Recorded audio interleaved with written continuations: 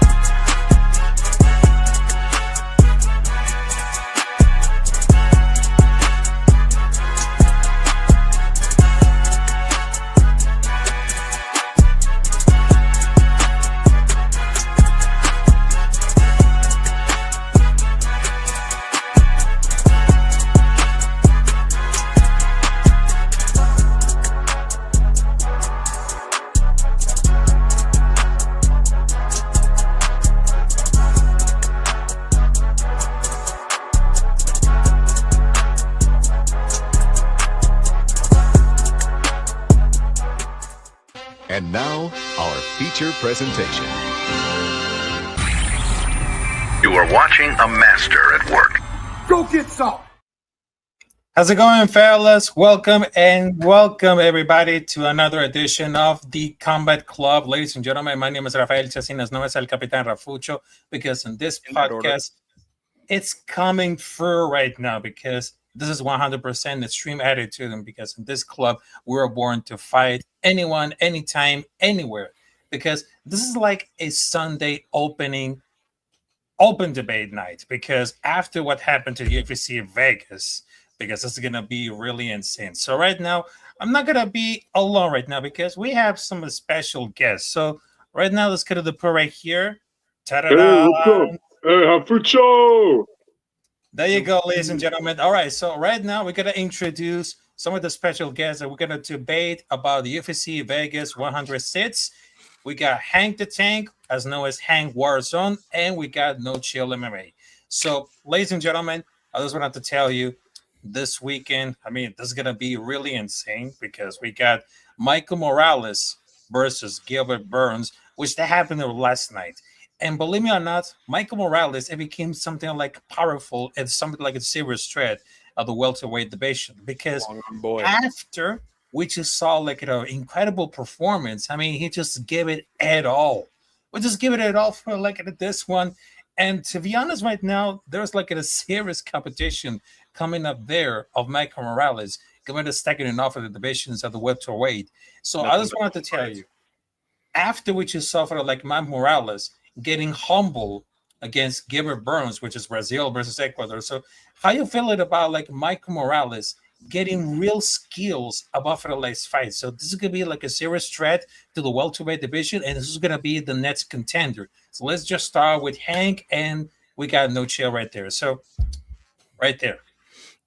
In my opinion, the skills were always there for Michael Morales. He's really tall, long arms. He's got good power. The problem is people look at, his last, I think is the fight before last, where he's getting decision. People are like, oh, he's just hanging out on top, laying and praying. He doesn't have power. He doesn't have stand-up ability, but he always did.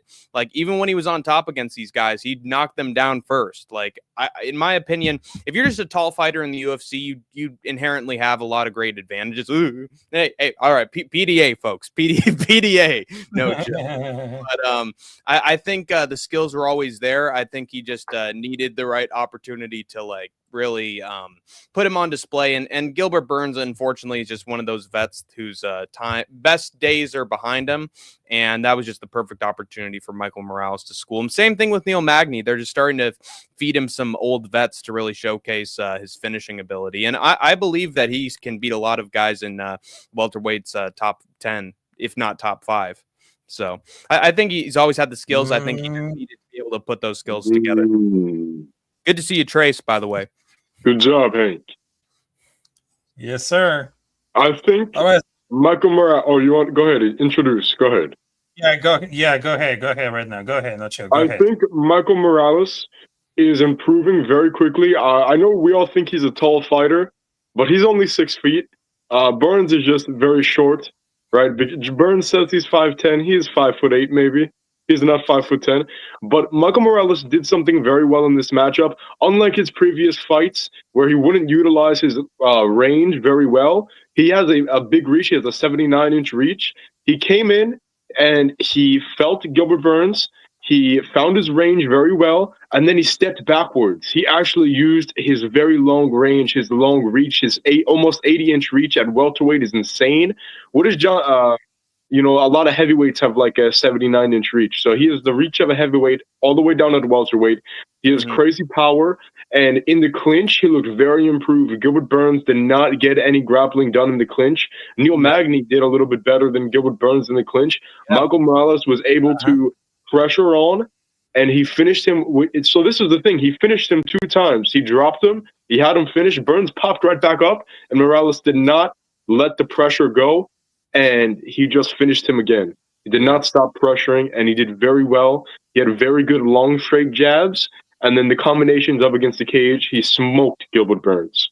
Good to see you, Larry, CSP, Northwest, Chris. Good to see all the old familiar faces. Yeah, good to see you too. Good to see you too. So before I have to share the screen right now for the Michael Morales, because we got another special guest coming up there. So there's gonna be some interesting. There it is. Hey, how's it going, Giuliano? Guest. Giuliano, you there? Yeah. Yeah.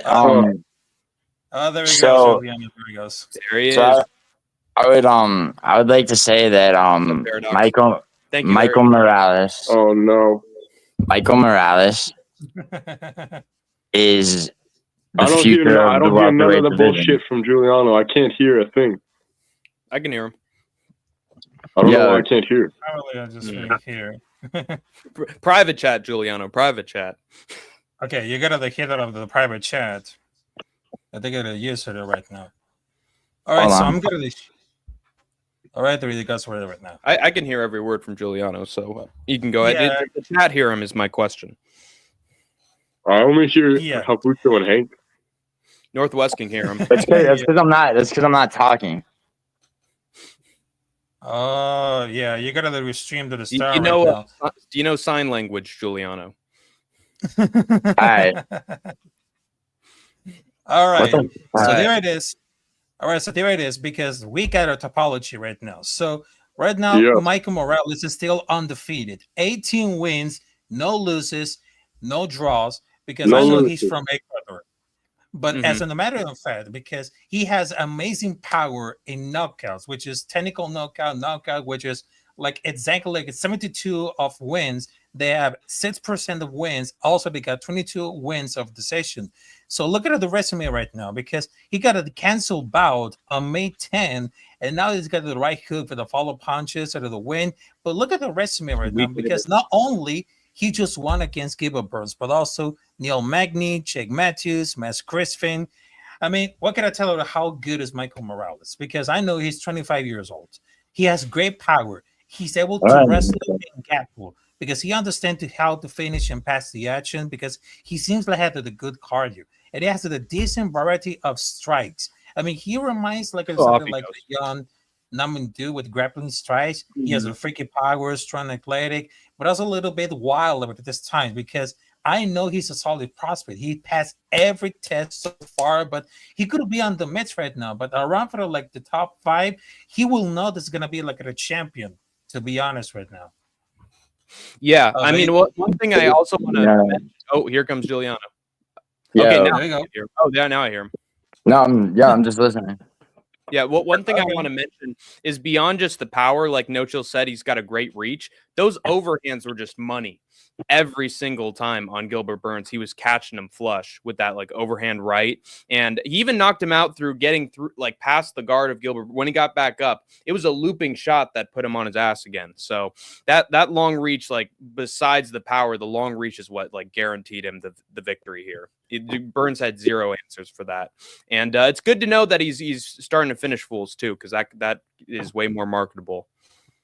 Well, Gilbert Burns is not the type of fighter that would strategically be good against a guy like Michael Morales. A guy that can stay on the outside well and maybe chew up Michael Morales' legs could do a lot better than Gilbert Burns. Gilbert Burns He just comes in somebody's face, no deal, right? And he Yay. tries to take their head off. He swings. He uses his jiu-jitsu acumen to set up just striking without any threats of takedowns. But when a guy is just willing to come in and poke him a couple times and then, find his chin, it's not going to end up good. I think Michael Morales is meant to beat a guy like Gilbert Burns, but you have some tougher fights up in the division, or maybe even you could go to Mexico on Noche. I think this is a very good idea. I suggested this before. Who better to fight a Mexican than Colby Covington in Noche on pay-per-view? Now, that is the type of thing that can make Michael Morales a star or potentially rejuvenate Colby Covington's career. That's the perfect matchup. And that's another veteran for Michael Morales to just absolutely destroy. That's we think so, but Colby has that wheel kick. And also, this is the thing. If you don't belong in the top 15, if you can't hang, you don't fucking belong in there. You don't get fucking easy fights. If you're saying, oh, that's another guy that could just get walked through, then he's going to get walked through, and he's going to go down in rankings because this is the UFC. This is the best fighters in the world, and that's it.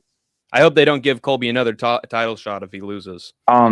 So if do you think that I don't think he's gonna have a title shot. Do you think that perhaps Michael Morales shouldn't get Colby, but should get? Oh, is Giuliano talking? I still can't hear. Really? Wait, Rafucho. Hank, can you hear me? I can hear him. Rafucho, can you hear me? Only you can hear him. All right, no show's full of shit. Yeah, I can hear you. No show's 100% full of shit. To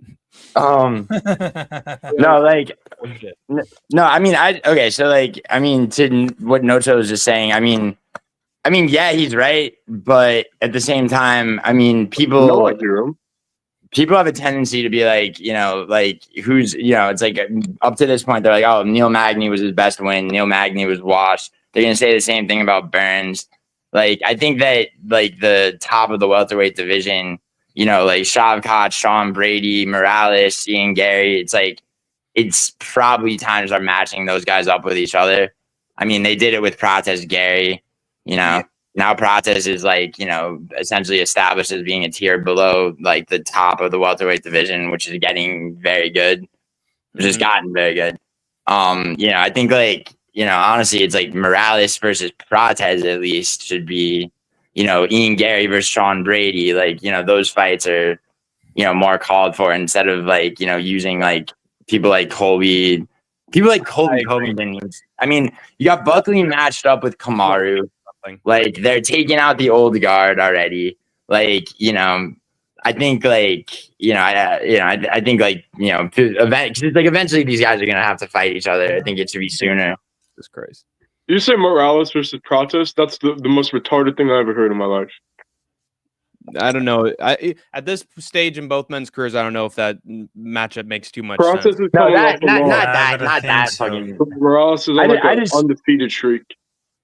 I would rather. I mean, with Morales, I'd rather see Morales fight Ian Gary or Sean. Maybe someone who's a bad stylistic matchup who's also really good, like Sean Brady. I don't know. The kid beat Gilbert Burns. Let's give him another one before we jump him in title contention. But they already gave him Magny, bro. It's like Magny, Burns. You really want to see him? Give him fucking Colby. Who cares? Give him somebody like that. I guess. It's just it's how that fight's gonna go. I do want to. That should be a good idea. Mm-hmm. I want to mention that who was actually excited for Gilbert Burns versus Michael Morales? Me? I was. I definitely was. Wait, but you didn't all of them. But you didn't have immediately in your head this is going to be a squash match or Gilbert Burns is done. This is not going to be. I wanted to see a knockout. Right. I thought it would be a second round finish. I thought Gilbert Burns would shell up and at least last that long. But is that the kind of fight that you want to sort of have headlining a fight night, not even a fight night, just an event in general? Do you think that's a 17-0 contender fighting in the top 10? That's a great fight. I do want that. That's that. I mean, that's exactly what I want in the main event. 17-0 contenders breaking into the top 10. That's money. It was okay. The whole card, though, obviously, to Hank's point, not so good. I thought it name value wise, but Yeah, it turned out really good though. The thing is, though, it's like, I mean, there's something to the fact that, like, I mean, you know, it's like there's been a lot of like cards this year where it's like name value wise, people are bitching going in, and then they wind up being great cards. Yeah. They have an uptick in talent. They have a huge pool of talent. So, I mean, you should expect there to be some good fights and some good finishes. Bro, Gabe Green got a fucking like, you know, and I mean, I expect. I think I said. And then Ruzaboyev looked like shit. Like, you know, I mean, no, I didn't think he looked like shit. He didn't. Okay, he didn't look like shit. It's just like he looked less. Stoltzfus is a tough match for him stylistically. I mean, yeah. I mean, all Stoltzfus has is an overhand, and throughout his career, that's what Nerlson Ruzaboyev has been very susceptible to. So he got drafted in round 1. What made me pissed off was people saying that Dustin Stoltzfus was just a bum who had no chance against Ruzaboyev, and he fight by decision. So there's no bum arguments left. Before his last fight, we all did kind of think that a little bit, but you know, Ruzaboyev is not the best wrestler either, to be honest. No, he got taken down by Gaethje. I mean, not Buckley. Northwest. The Buckley fight was at 170, bro. He's 6'5", cutting that much. It's like he lost a lot of power. But yeah, you are right. Northwest in the chat says that Umar was 18-0. Look what happened. He's arguing against pushing him too fast. What do you think about that? No, he's saying that that's why it's entertaining, because they're undefeated, that doesn't mean they're always going to win. Yeah, right. But like, so a matchup like Shavkat versus Gary, it's like, I mean, I would have liked Shavkat to have not been injured, but it's like, I mean, you know, where you got two undefeated guys who are headed for the top of the division against each other, like, I mean, you know, you don't get those options when you're matchmaking. So it's like, yeah, I mean, you know, this was definitely a good like main event. For sure. I mean, in terms of the co-main, not so much, but it got fucking canceled. So canceled, duh.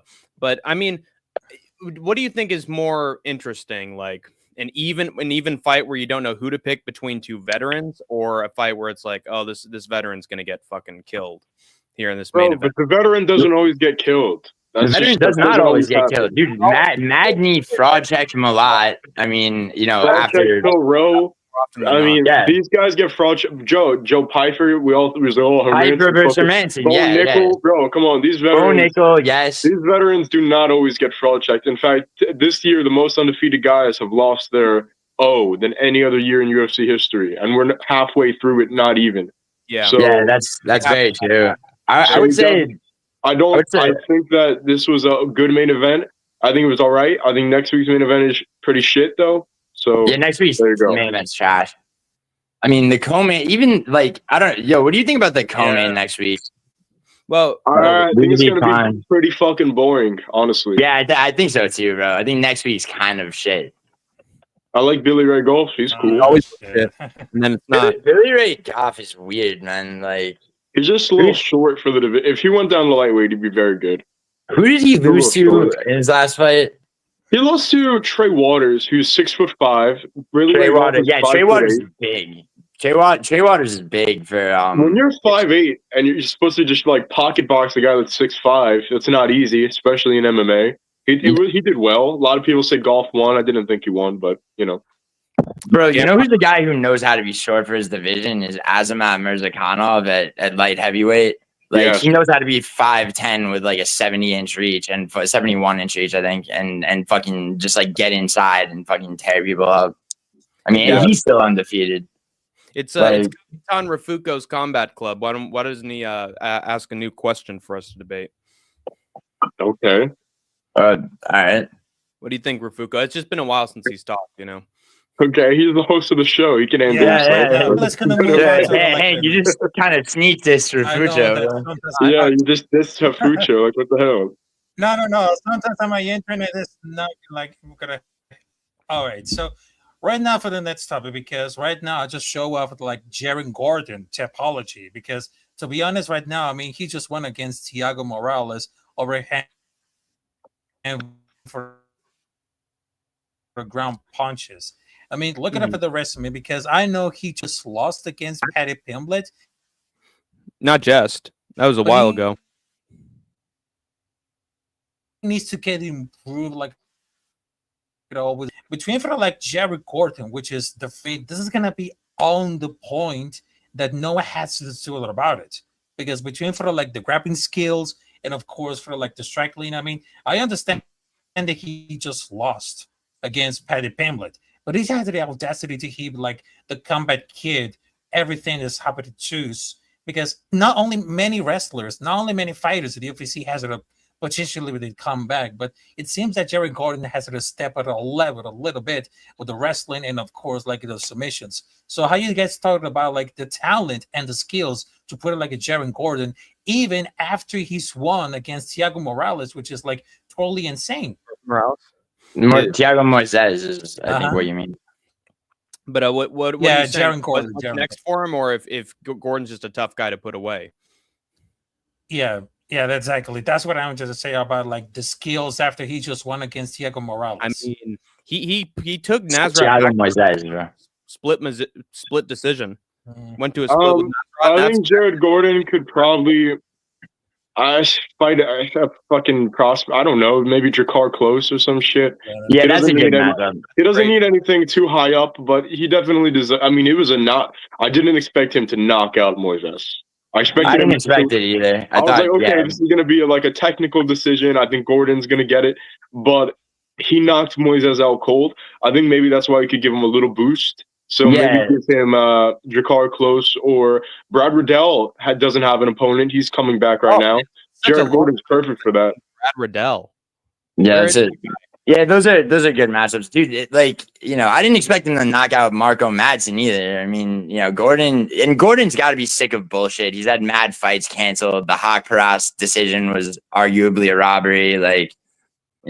Saudi Arabia card. So there you go. Yeah, exactly. But yeah, no, I agree. I mean, he could get Ribovich even. Yeah, sure. That's a good fight too. In response to Jesus' story in Talmud, I stream pretty much anytime. I didn't even know what Shabbat. I don't think I even know what Shabbat is, despite being a Jew. So, whoopsie daisy. Are you actually Jewish, Hank? Oh man, what? Are you actually Jewish? Genetically, but not in terms of religion. Okay. I didn't know. That was a bit of the terms. Okay. Ethnic. Hey, Vinny. Poor Giuliano, dude. Larry, when's the last time you went to a why? Why poor me? I swept the card last night. Your face is completely blocked. When's the last time you went to Merle told you? I don't give a fuck. Oh, okay. I was gonna have like a fucking picture of it anyway. World Trade Centers with the Jesus Christ Almighty. Okay, Vinny. We're gonna have a talk. We're gonna have a sit down after this, Vinny. It's all right. Wow. Oh man. Shut the fuck up, Ulysses. Dude, you've been my pal for like three or 4 months, and now you're just, oh no, he's one of them. Come on now. I thought we were homies.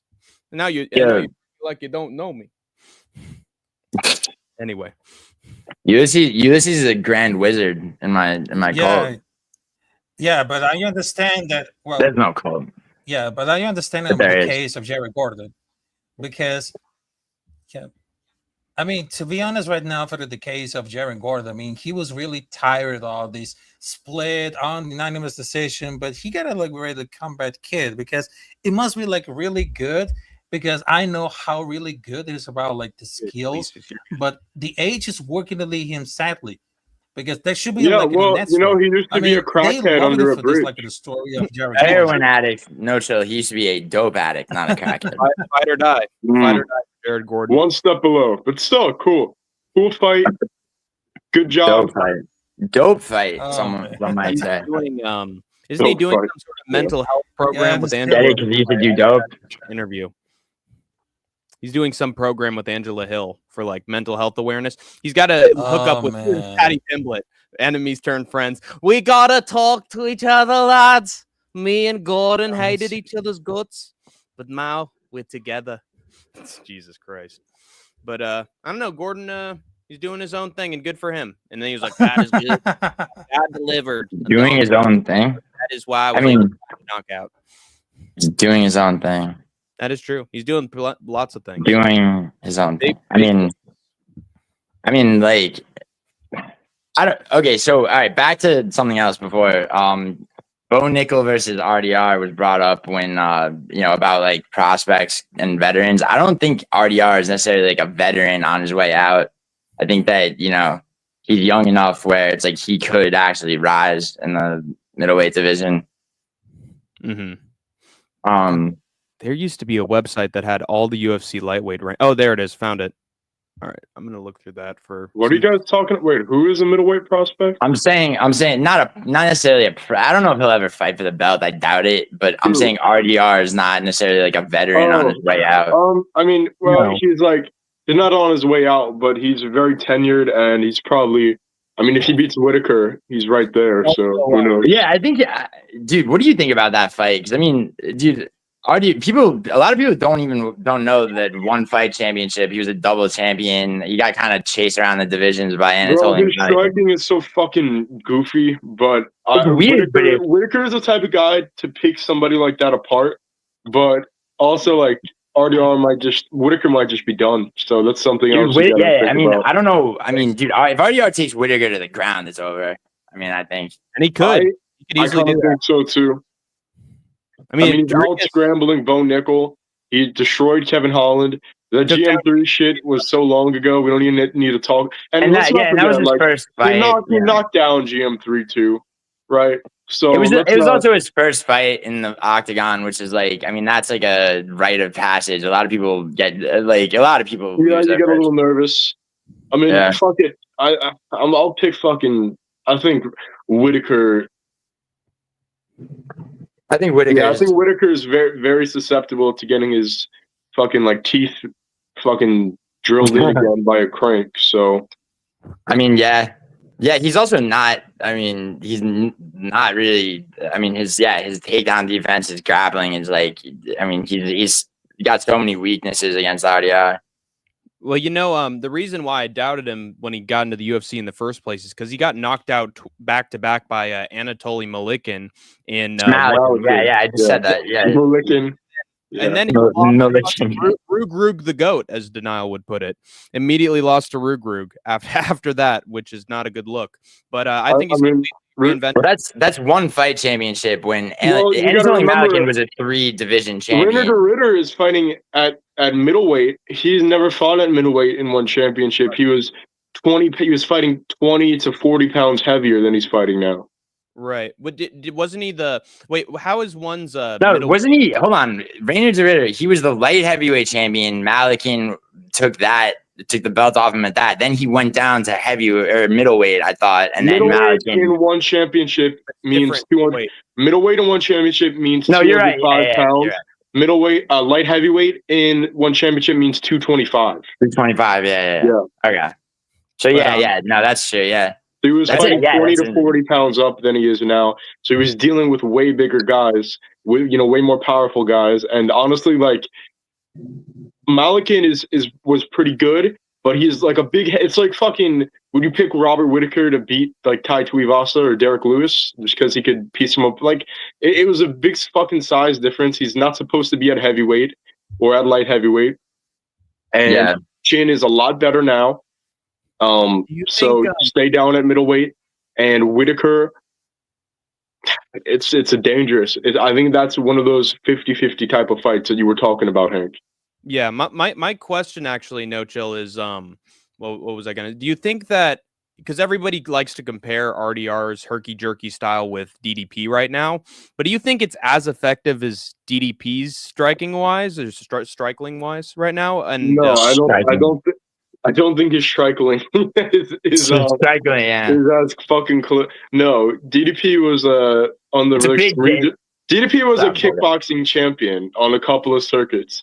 RDR is a submission fighter. No, his striking is not nearly as good as DDP's, but with the threat of the grappling, it opens up a lot. And a guy like Bo Nickel could get completely folded. Yeah, so a grappler against I would be interested to see what could RDR work off his back against a guy like Chimaev? I wonder.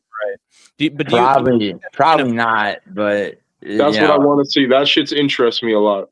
That's interesting, but I mean, again, if you remember Whitaker fighting Paulo Costa, like Paulo Costa kept it competitive against Whitaker, and what Kind essentially of, was but he lost very.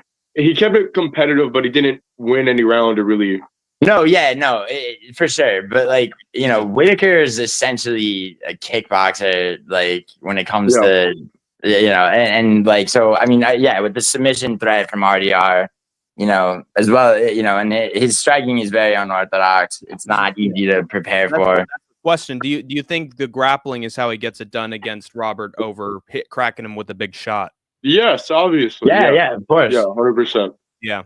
In that case, if Whitaker's, if he decides to work with, Craig Jones and a bunch of guys that are very anti wrestling focused, I think RDR would probably be in some trouble. He might want to start doing some training with Craig Jones. I mean, he lives in does he live in Australia or New Zealand? I know he's a New Zealander, but does he live in Australia?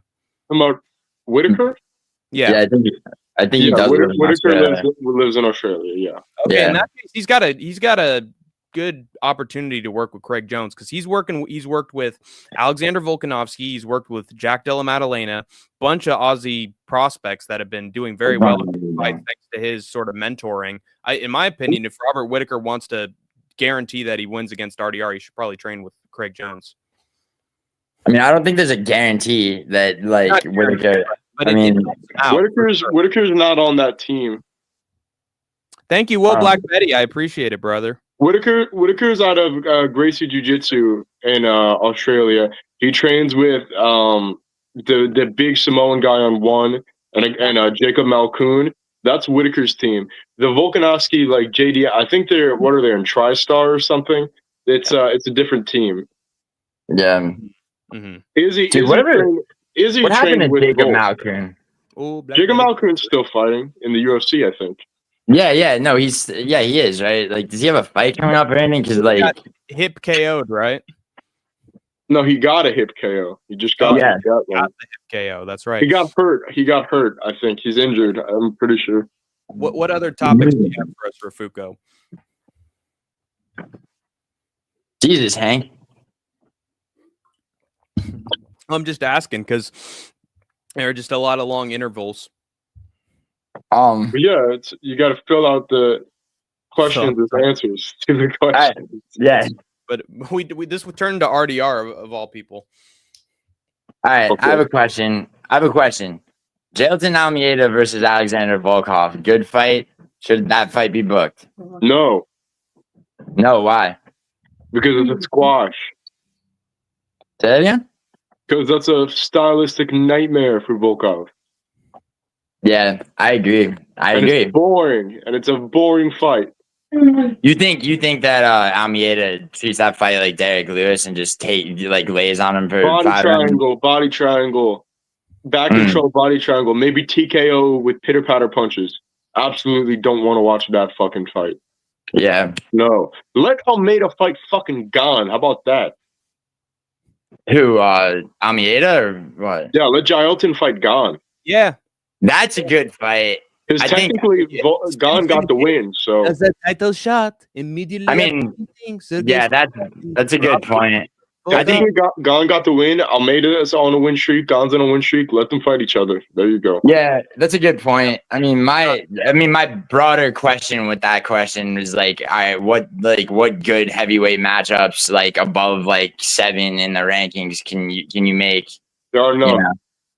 Yeah, I mean, Almeida versus Gane is probably that. Yeah, that and what else, right? You got a donation. Probably you should have enough for this one. Yeah, you got another donation coming up there.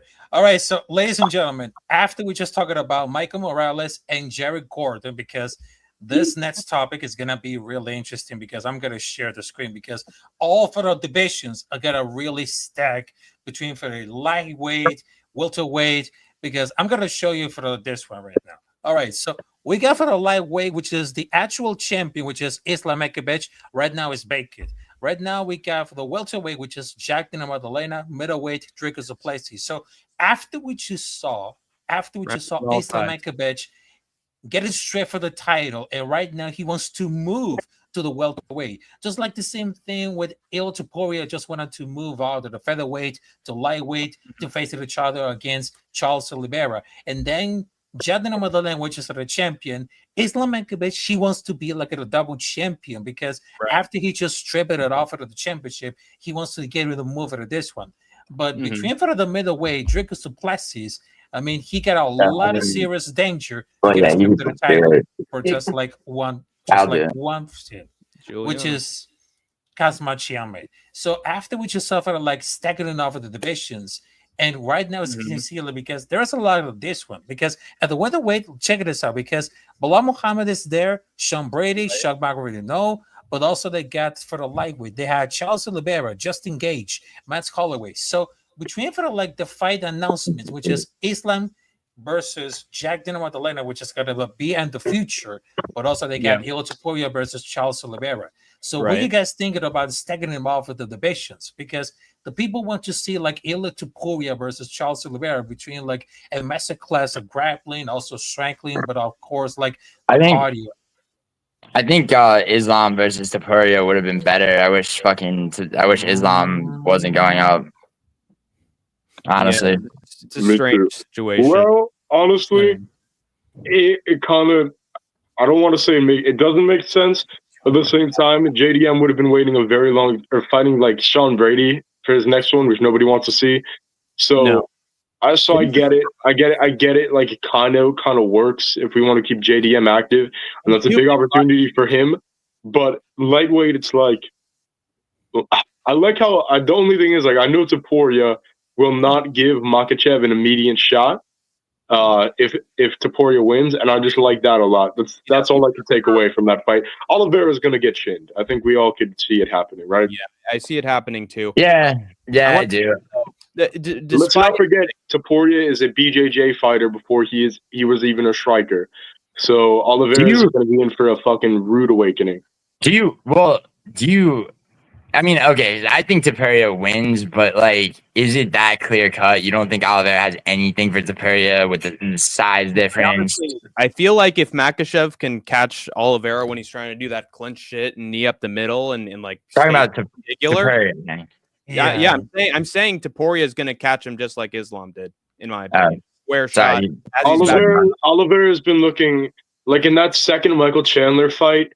I don't know. I just think, although Oliveira's very obviously he hits very hard, he had the most entertaining lightweight title run ever. He's a little just you can't Max Holloway. Okay, he was outboxing Max Holloway. You can't be sloppy against this guy. And Oliveira's entire style is a little bit unorthodox, a little bit sloppy. And if you're catching Max Holloway on the chin, and obviously we know the power translates to 155 because of the Jai Herbert murking. Allowed himself to get stung by Chandler in the fifth. It's not gonna be good for Oliveira. Yeah. You think that Oliveira, if he's able to take Topuria to the ground, that he has more that he's a better shot. I could see the only thing I could see Topuria doing is being a fucking idiot, being retarded, and having a giant ego, and just jumping right into Oliveira's guard. Right. That's completely on character. That's completely on character. Yeah. I was gonna say that's a definite possibility. Well, what I think Ilya's going to do is just go Charles into having a fight with them. Like, oh, yeah, we're going to go to war. We're going to have a great fight. I'm going to beat him. I'm going to chin him. That's what's going to happen. And I did a Rafucho impression a little bit there. And Ilya's like, cool one-liner comeback. Oh, everybody's excited. And then the fight happens, and, Charles wants a war, and then Ilya just gives him the war, and he knocks him out just like that. Just play to Charles's, I always have a great fight. This is going to be awesome kind of mentality. But done. He's screwed. But also Dana, he's trying to say by producing cars or something. But if we don't see at all the pro true, because they have to pull up one night before, because they gave it the reasons that not to ruin the entire pay-per-view, because he could still fight, turns out with the fight the UFC, but between for Il Topuria versus Charles Oliveira, because they got really stoked out. But it's not that really fair that when John can do whatever, and Ball gets 2 shots at the lightweight without losing the featherweight for it. But I wonder, because obviously if they're gonna really sucks or they're gonna be very good, but they're gonna rudely something. But between for like the fight Islam versus Hilo Topori, that would be like the biggest fight to make it. But this is like a good second option for the fans because they must be like the favorite, and now they could run for that division. And that was so many tough fights at lightweight and is undersized. Because now that they have the two amazing fights, but between for the division is really stacked. But the only thing is, after Jatina Maddalena won against Bilal Muhammad, because Bilal Muhammad got exposed by his weak wrestling style. But instead of about that, Islam Makhachev, he wants to take it to smoke against Jatina Maddalena. But of course, he could have messed it up. But if they wanted to cheer it up, because right now for the style, if he really knocks it out with the bulk match, we gonna really hurt. But someone has to do the match of the crack it off of this right now. But it seems that offered this fight is because they wanted to see like the greatness, because they just wanted to see that bring it back to violence, just like what happened in Date. Yeah, just like that's true. What happened. We got more good fights now that Jack Della Maddalena is the champion in Apollo. Although you could argue that he's had some very surprisingly entertaining performances against Leon Edwards and Jack Della Maddalena. That Leon fight was fucking boring. You guys are misremembering it. It was fucking Leon boring. Came back in the fifth and made it pretty close. I mean, it's hard to make a case for any Bilal fight being that exciting. One good fight, even I don't even like fight. to say it was a Bilal fight. It was a Giacomo Della Maddalena fight. And he happened to be fighting some guy. Honestly, Bilal happened to be fighting some guy named big mistake. Yeah, first round. You made a big mistake. But what I want to say about Islam Makhachev is that for someone who wants to have be a double champion and have a legacy, he sure loves fights that nobody really wants that much. Like he wanted. Well, hold on, Hank. You got to remember that two of his on short notice, two of his title defenses. Two of his title defenses were last minute replacements. He had that's not it's not his fault that Oliveira got injured and he fought Volkanovski on short notice in the second fight. Though it happened. He begged for it. I want Poirier next. Come on. He just said it out of nowhere. Immediately after he won at UFC 299, I want Poirier. That's just a L kind of mentality. I don't want Armin. I don't want, Charles getting his rematch. I want Poirier. Yeah, give me Poirier. I mean, he had already beaten Charles Oliveira and beaten Armin. So it's and I mean, yeah, Armin is, Armin was about to fight Armin, and literally day of Moicano fucking had to replace it. But if you put yourself in Islam Makhachev's place, bro, he hadn't fought Poirier. I mean, the guy who he really accepted as a tough challenge was Volkanovski, and he was a weight division below him.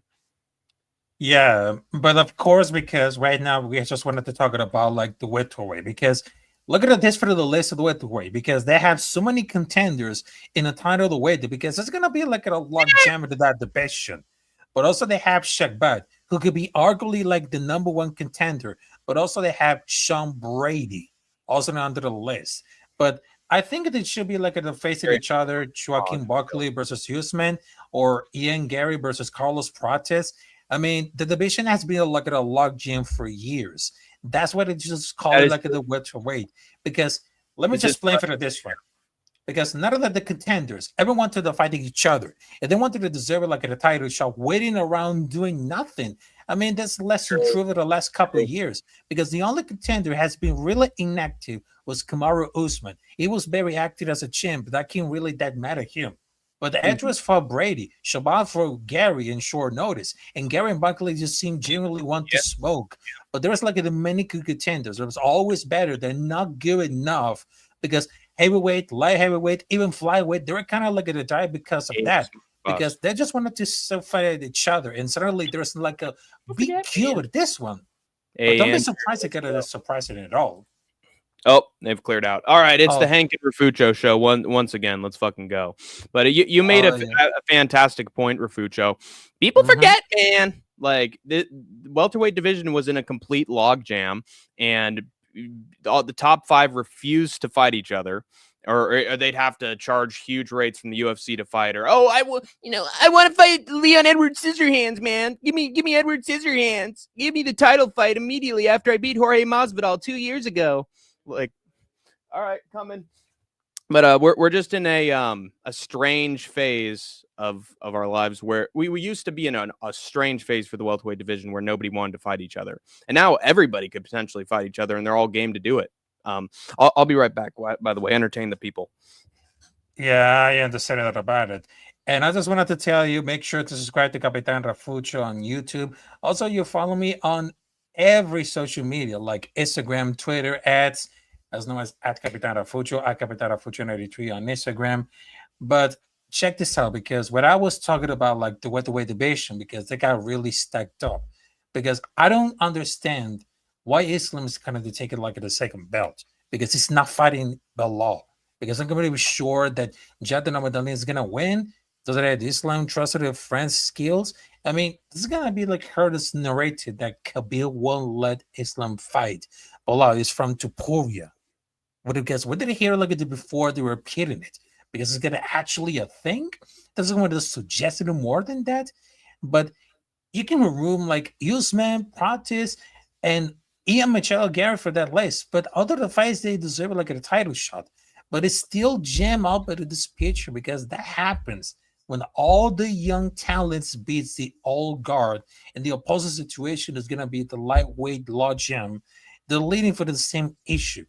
Because I know that if you guys remember the same case of Shabbat, because he's really undefeated. So they give it like a little title shot where it's getting ready. But it seems that if Usman comes back to do Buckley or Brady, but I think there's something enough, unless Bekovic, they're going to move on because they got a lock jam. But they would have never fights it again, but he just wanted to stay relevant. There'll be like a contender fights. So the lock jam is going to be temporary, but I can see UFC, I don't know, letting Shabbat with it wait out, because it's very quite popular. If Bilal beats Jadon Wanana, which he did, I mean, the other contenders will really match up. I don't think Bilal beat Jack Della Maddalena. Mm-hmm. Who did? What are you talking about? Yeah, I was talking about like the welterweight, which is really stacked at a lock jam. Right. Well, it used to be. Now I don't think we're in one anymore. Now I think it's like you have to have big fights in order to keep your spot. You know, say what you will about Ian Gary, who you know, has his personal life that not everyone's a big fan of, and neither am I. But he shows up on short notice. Yeah, I understand that he's showing at a short notice, but know that I understand whether to agree also, Lisa, to say welterweight is a Shark Tank, because if you guys believe that the light heavyweight, which is like from 2020 to 2025, I mean, that guaranteed it at all. But they wanted to make it a fight each other, because that's it used to be. I mean, there's like a fight contenders. They don't want it to fight with each other with a much like a modern UFC issue. But I know that Shab is getting the next title shot, and Brady gets a shot after. I mean, they're going to be because of a long time to receive. Because if Islam coming up, they didn't fix everything about the general principle is what the UFC is trying to do, and whether we just push out all the old guys.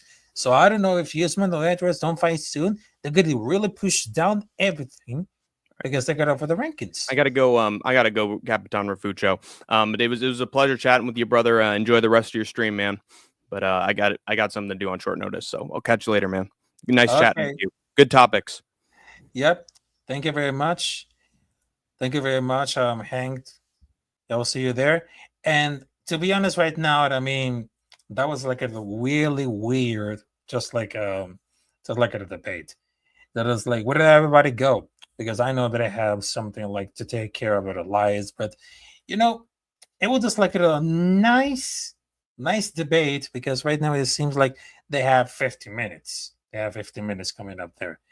But like everyone did it. So I just wanted to tell you for this one, thank you very much for joining us to the like open debate night, which is gonna be really awesome. So make sure to subscribe to Capitán Rafucho. Also, you can follow me on every social media like Twitter, Instagram, Rumble, TikTok. So I just wanted to tell you, oh, Paradise is here right now. Sup, guys? Oh, what is the next time you stream? Probably I'm gonna do like another stream on Tuesday, talking about UFC and the course for the fight announcements. So they gotta stick it around right now. You gotta stick right now. So yeah, you gotta make sure that about this right now. All right, so here's another thing right now. All right, You can also help and support my channel by making a donation on Cash App or PayPal, which my main channel is demonetized right now. And I'm on the road to 1,500 subscribers. So make sure to subscribe to Capitán Rafucho. And of course, you can follow me on every social media. So that's it for today. Thanks for having us at this debate night, an open debate night, talking about UFC welterweight divisions kind of really stacked up. And of course, thanks for No Chill, Hank the Tank, as known as Hank Warzone, and Juliana to make sure out of the stream right now, because I understand there's like a connection difficulties coming up there. So thank you very much. And of course, I will see you there. Well, on Tuesday. Yeah, on Tuesday, because I just wanted to make sure. So I just wanted to tell you, salute to everybody else. Capitán Rafucho in the building. I will see you there in another episode of The Combat Club, because this is a 100% extreme attitude. In this club, we're born to fight anyone, anytime, anywhere. So, salute to y'all. And of course, have a great night. Have a great Sunday. And of course, let's keep it 100, folks. Good night.